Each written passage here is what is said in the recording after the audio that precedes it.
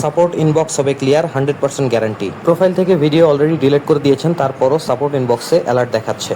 এই সমস্যার সমাধান করতে সাপোর্ট ইনবক্সের ইয়োর অ্যালার্ট অপশনে গিয়ে অ্যালার্টগুলোর একটা স্ক্রিনশট নিন, যেখানে অ্যালার্টগুলোর নাম স্পষ্ট দেখা যাচ্ছে।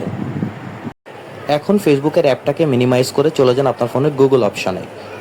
তারপর সেখান থেকে গুগল লেন্স ওপেন করে একটু আগে নেওয়া স্ক্রিনশটটা ইম্পোর্ট করুন।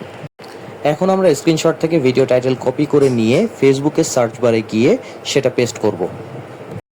এখন এই টাইটেলটা সার্চ করার সাথে সাথে যে গ্রুপে বা যে পেজে এই ভিডিওটা পোস্ট করা ছিল সেটা সামনে চলে আসবে এবং সেগুলো আমরা বেছে বেছে ডিলিট করে দিব। এখানে আসলে যে প্রবলেমটা ছিল সেটা হচ্ছে আমরা মূল প্রোফাইল থেকে অনেক আগে ভিডিওটা ডিলিট করেছি, কিন্তু এই সকল পেজে বা গ্রুপে থেকে যাওয়ার কারণেই আমরা সমস্যায় পড়েছিলাম। সকল গ্রুপ থেকে ডিলিট করা শেষ, চলুন দেখি এখন your alert option clear. Like ও ফলো করতে ভুলবেন না। ভিডিও থেকে উপকৃত হলে শেয়ার করবেন, প্রশ্ন থাকলে কমেন্টে জানাবেন। ধন্যবাদ।